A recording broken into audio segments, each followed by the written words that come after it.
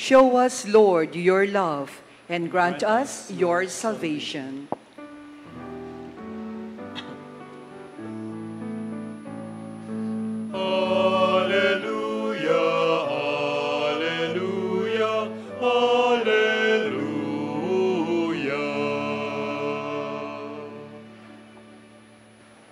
The Lord be with you. And with your spirit. The proclamation of the Holy Gospel according to Matthew. Glory to you, O Lord. Jesus said to his disciples, "As it was in the days of Noah, so will it be at the coming of the Son of Man. In those days before the flood, they were eating and drinking, marrying and giving in marriage, up to the day that Noah entered the ark. They did not know until the flood came and carried them all away. So will it be also at the coming of the Son of Man. 2 men will be out in the field, one will be taken and one will be left. 2 women will be grinding at the mill, one will be taken and one will be left. Therefore stay awake, for you do not know on which day the Lord will come. Be sure of this. If the master of the house had known the hour of night when the thief was coming, he would have stayed awake and not let his house be broken into.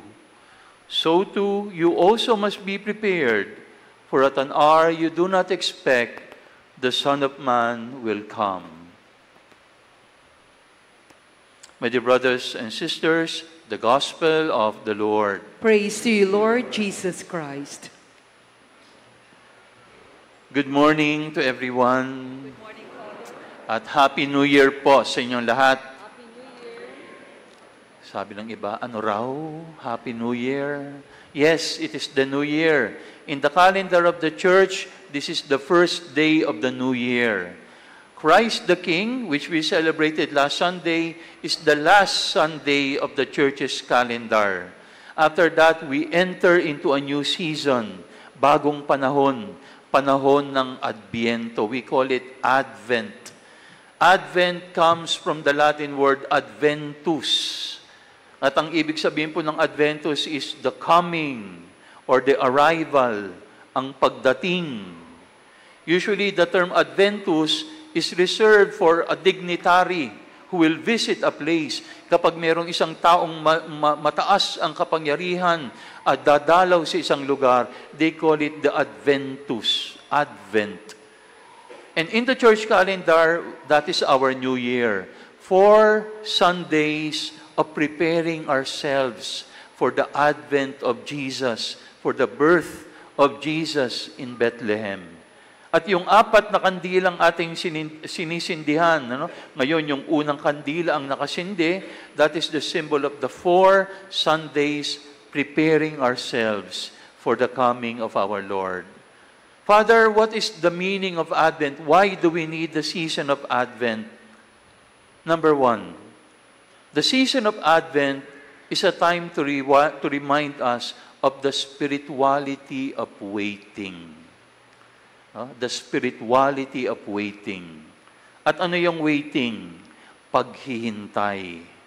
Meron tayong hinihintay na darating. Kaya nga Adventus eh. And so we need to wait. And I call it a spirituality. Why? Because it is something that we no longer do today. We are very impatient. Actually, not only us, impatience is as old as the Scriptures. Kahit naman yung unang lalaki at babae, napaka-impatient. Di ba anong sabi ng Diyos? Do not eat of the fruit of the tree. Huwag ninyong kakainin. And then anong sabi ng demonyo? Sabi ba, huwag niyong kainin? Hindi, kainin ninyo. Take it. Grab it. At anong ginawa nila? They grabbed the fruit. And that was their sin. Hindi ako maghihintay. I will decide. I will be the master. Alam niyo, when you say waiting, it means you forget yourself. Hindi yung sarili mo ang sentro. Kaya ka nga maghihintay eh. So it requires a certain sense of humility on our part.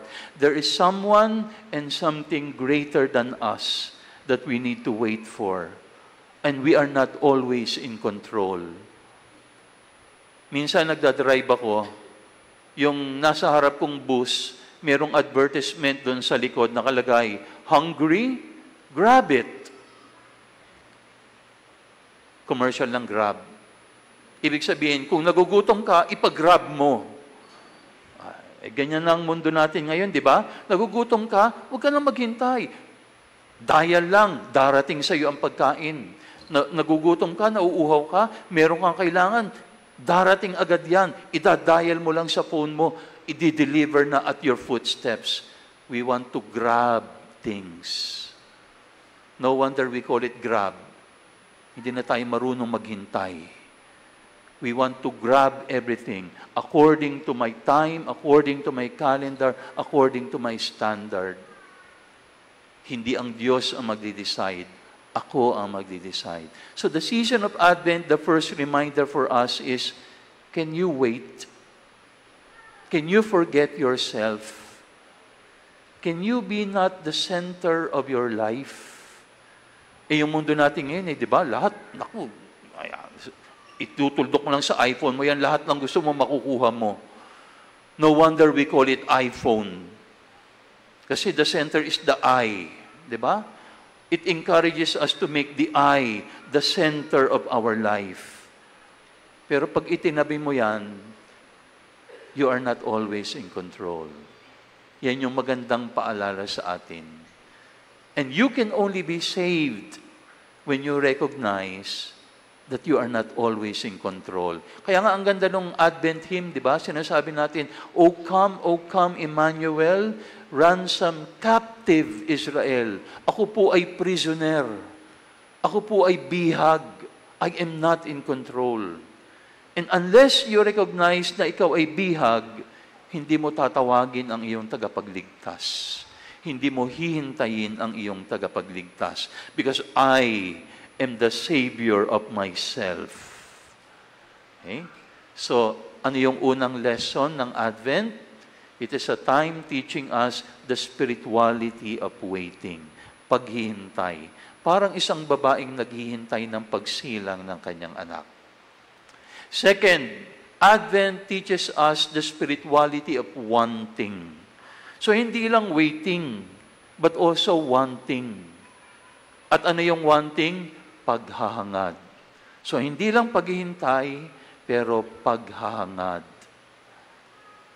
In our first reading from the book of the prophet Isaiah, ano yung sinabi niya? Meron siyang vision. Sabi niya, yung pagdating daw ng Mesiyas ay parang isang bundok. No? At ang ganda ng sinabi ni Isaiah, sabi niya, in days to come, the mountain of the Lord's house shall be established as the highest mountain and raised above the hills. Highest mountain. Ibig sabihin, yun ang pinakamataas.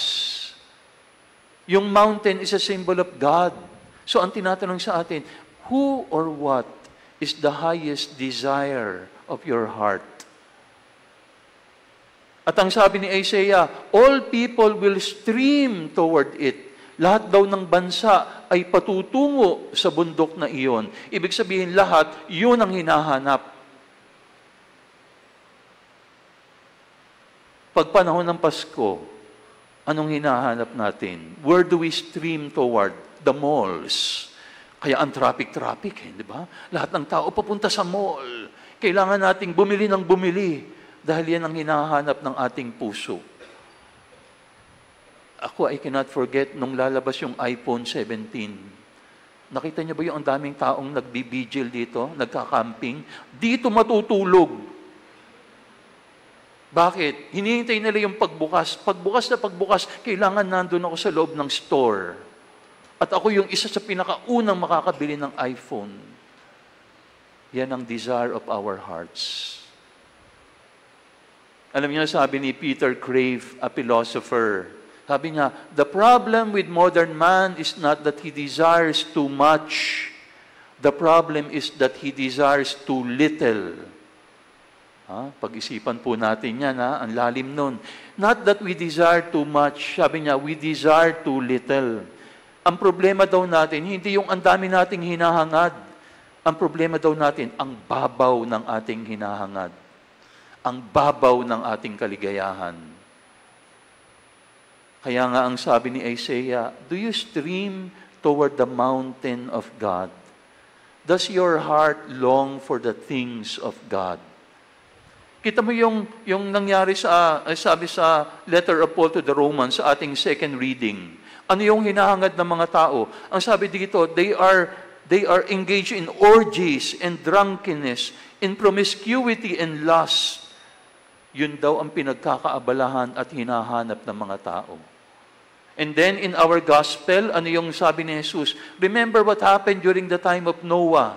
Ano rin yung ginagawa ng mga tao? Sabi doon, they were eating and drinking, marrying and giving in marriage. Kaya hindi nila nakita yung pagdating ng baha. At tinangay sila ng baha.